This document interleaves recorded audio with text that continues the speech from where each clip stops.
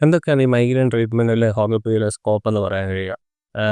ഏത് ടൈപ്പ് എക്സർസൈസും കൂടുതൽ റിസൾട്ട് കിട്ടുക? അല്ലെങ്കിൽ എന്താണ് ഒരു ട്രീറ്റ്മെന്റ് പ്ലാൻ? നമ്മുടെ ഹോമിയോപ്പതിയുടെ സിസ്റ്റത്തിൻ്റെ രീതി അനുസരിച്ചിട്ട് നമുക്ക് ആർഡിയൻ പ്രിൻസിപ്പിൾസ് ആണ് നമ്മൾ ഫോളോ ചെയ്യുന്നത്. നമുക്ക് സാധാരണ നമ്മൾ കേട്ടിട്ടുള്ളതുപോലെ ലോ ഓഫ് സിമിലിയ സിംപ്ലിവസ് കുറൻഡർ എന്ന് പറയുന്ന ആ നോർമൽ ആയിട്ടുള്ള കാർഡിനൽ പ്രിൻസിപ്പിൾസിനോടൊപ്പം ഇൻഡിവിജ്വാലിറ്റിയെ ബേസ് ചെയ്തിട്ടുള്ള ട്രീറ്റ്മെൻറ്റ്സ് ആയിരിക്കും എപ്പോഴും എൻ്റെ പ്രാക്ടീസിൽ എനിക്ക് ഏറ്റവും കൂടുതൽ ബെനിഫിറ്റ് തന്നിട്ടുള്ളതും അതുപോലത്തെ തന്നെയാണ്.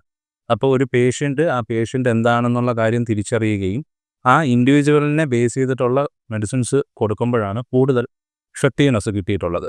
ബിയോണ്ട് ഈ പറഞ്ഞ നമ്മുടെ പേഷ്യൻ്റ് മാനേജ്മെൻറ്റ് ഈസ് ദെയർ.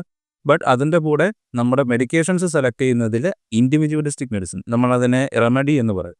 ആ റെമഡിയിലേക്ക് എത്തുമ്പോഴാണ് ശരിക്കും പേഷ്യൻറ്റിൻ്റെ മാക്സിമം പെട്ടെന്ന് വളരെ കൺട്രോളബിൾ ആയിട്ടുള്ള രീതിയിൽ മൈഗ്രെയിൻ മാറ്റാൻ മാറ്റുക എന്ന് ഞാൻ പറയുന്നത് ക്യൂർ എന്നവിടെ സംഭവിക്കുന്ന വെച്ച് കഴിഞ്ഞാൽ നോർമൽ ആയിട്ടുള്ള ഒരു മനുഷ്യൻ്റെ അവസ്ഥയിലേക്ക് എത്തുക എന്നുള്ളതാണ്.